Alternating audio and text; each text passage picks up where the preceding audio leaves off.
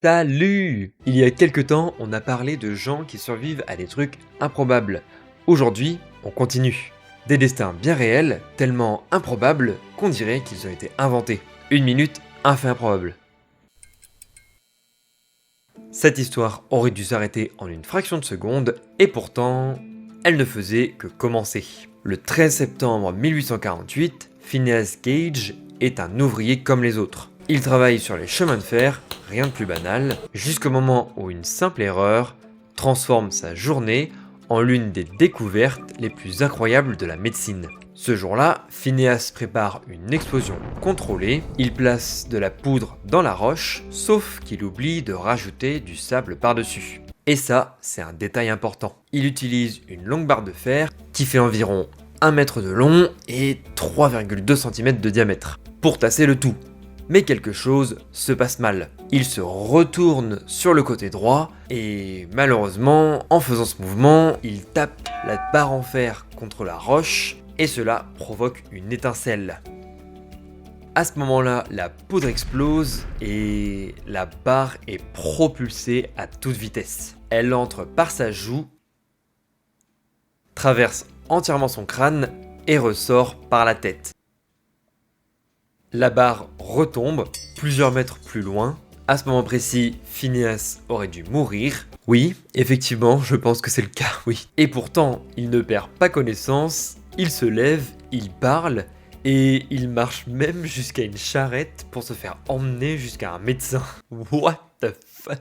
Les médecins sont sous le choc, comme nous actuellement. Une partie de son cerveau est détruite, mais il est vivant. Contre toute attente, il survit à ses blessures, sans infection, sans coma. On est en 1848 ou en 2048? Mais très vite, quelque chose cloche. Phineas devient complètement différent. Avant l'accident, il était calme, fiable, organisé, et après, il devient impulsif, colérique et incapable de planifier quoi que ce soit. Il est méconnaissable pour ses proches. Les médecins comprennent alors quelque chose de fondamental, son accident prouve que le cerveau ne sert pas seulement à penser, mais il agit aussi sur la personnalité. Phineas Gage survivra encore plusieurs années, il ne sera jamais vraiment redevenu l'homme qu'il était, mais sans le savoir, il venait de changer à tout jamais l'histoire de la médecine. Phineas a survécu, mais son histoire n'est pas un cas isolé. D'autres personnes ont survécu à ce qui aurait dû leur coûter la vie. Cette fois, l'impossible ne se passe pas au sol, mais à des milliers de mètres en altitude. En 1971, une adolescente nommée Julianne Kopk monte dans un avion avec sa mère. C'est la veille de Noël, ils survolent la jungle amazonienne au-dessus du Pérou. Il s'agit d'un vol d'1 heure, plutôt banal, jusqu'à ce que l'avion rentre dans une tempête tropicale. Il y a de fortes turbulences, des éclairs, puis soudain, l'avion est frappé par la foudre. Il se disloque en plein air. Julianne est toujours attachée à son siège lorsqu'elle chute de 3000 mètres à travers les arbres de la jungle. Ça me fait penser à Vesna cette histoire. À ce moment-là, personne ne peut survivre à ça. C'est ce qu'on se dit en tout cas. Pourtant, Julianne se réveille dans la jungle, au sol vivante. Elle a la clavicule cassée, une coupure au bras et l'œil un peu gonflé, mais elle a survécu. Sauf qu'elle est seule dans le milieu de la jungle. Et elle a 17 ans, d'ailleurs. Pendant 10 jours, elle marche sans savoir où elle va, puis elle voit un ruisseau, et elle le suit, puisque, comme lui a appris son père, lorsque tu vois un ruisseau, suis-le, ça mène à la civilisation. Elle souffre d'infections, de parasites et de la faim. À un moment, elle verse même de l'essence sur ses blessures pour pouvoir la désinfecter. Waouh, le niveau de survivalisme pour faire ça. Finalement, elle tombe sur une cabane abandonnée et ensuite, des habitants la retrouvent peu après et ils la conduisent jusqu'à un réel poste de secours. Julianne Kopk est la seule survivante de ce crash aérien. Aujourd'hui encore, son histoire est considérée comme l'un des plus grands miracles de l'histoire de la survie. Koh Lanta n'a qu'à bien se tenir. Julianne a survécu à l'impossible, mais toutes les histoires improbables ne sont pas forcément tragiques. Parfois, l'improbable se joue devant des millions de personnes dans un stade de football. En 1986, Diego Maradona est au sommet de sa carrière. La Coupe du Monde se joue au Mexique et ce jour-là, l'Argentine affronte l'Angleterre en quart de finale. Le match est tendu, très physique et il n'y a pas grand-chose qui se passe. Puis, à la 51e minute, Maradona se retrouve face au gardien, bien plus grand que lui, détail important. Le ballon se trouve alors dans les airs et ils sautent tous les deux pour intercepter la balle. Et là, Maradona voit qu'il ne peut pas gagner le combat avec sa tête, donc il frappe la balle avec sa main. C'est pas interdit ça? Le but est validé. Personne ne comprend, l'arbitre n'a rien vu, les images sont floues et les arbitres vidéo n'existent pas encore à l'époque. Le score passe donc à 1-0 en faveur de l'Argentine. Ouh la vache, les supporters anglais devaient pas être très contents. Maradona dira que ce but a été marqué un peu avec la tête, un peu avec la main de Dieu. Mais l'histoire ne s'arrête pas là, ça se finit jamais. Quelques minutes plus tard, Maradona récupère le ballon dans sa moitié de terrain, et là, il dribble un joueur, puis deux, puis trois, puis quatre. Ouais, j'ai dû relire pour être sûr. Puis 4, il traverse tout le terrain avant de marquer. Ok, le mec il est sur un streak là. Ce but sera plus tard élu le plus beau but de toute l'histoire de la Coupe du Monde. Ok, rien que ça. En l'espace de quelques minutes, Maradona a marqué le but le plus controversé et le but le plus beau de toute l'histoire du football. L'Argentine gagnera donc le match, puis la Coupe du Monde. Et ce jour-là, Diego Maradona est devenu bien plus qu'un joueur de football, c'est devenu une légende. Il fallait grave le faire, ces deux actions en un seul match. Mais bon, parfois l'improbable se joue devant les yeux du monde entier et parfois il se répète. Au début du XXe siècle, une femme va survivre à des événements auxquels personne n'aurait dû échapper. 3 fois. Violette Jessop travaille comme hôtesse de bord sur des paquebots transatlantiques. Comme le Titanic quoi.